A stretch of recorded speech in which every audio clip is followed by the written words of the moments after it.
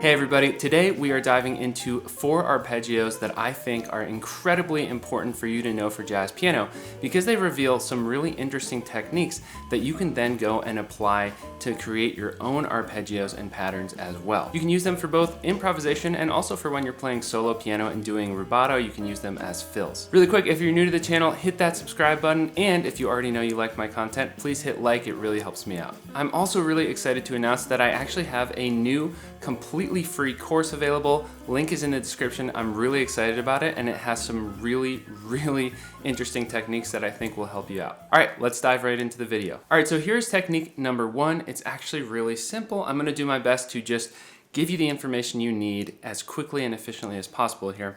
So really what it has to do with is taking fingers 2 and 3 in your right hand and then looping 3 and 2 in the left hand on top of the right hand. So the right hand plays the white notes, the left hand plays the black notes here. So you could practice it just right here, or you could continue to move up.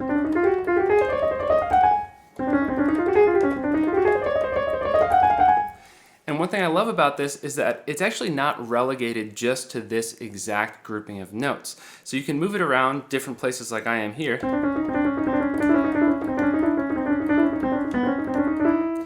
Up here.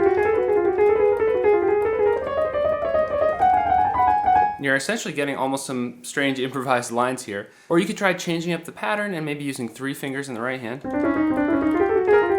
in the left here, etc. But you get these really interesting sounds. This is actually something that Chick Corea would do a lot. So check out Chick Corea's playing if you want to hear some more examples of these types of arpeggios. All right, let's take a look at another one. This one, instead of being super clustered, is quite the opposite. It's very open, gives your hands a nice stretch, and again, just like the other one, you can switch up some of the chord tones and use it to create different chordal sounds and different harmonies, which I think is really cool.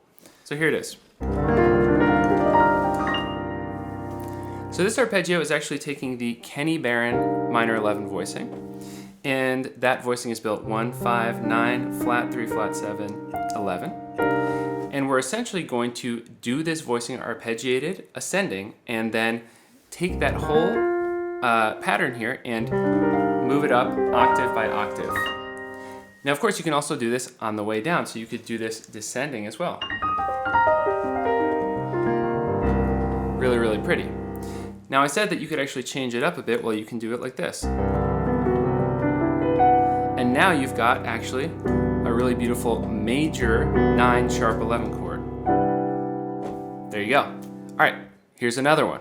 And of course, really quick, if you're getting a lot out of this video, please hit that like button and make sure to sign up for the free course in the description. It's going to take your solo piano playing to whole new levels. I can pretty much guarantee it if you actually watch the course and try out some of the techniques in it. All right, so this is another arpeggio where we're actually going to use the right hand on the white notes and the left hand on the black notes.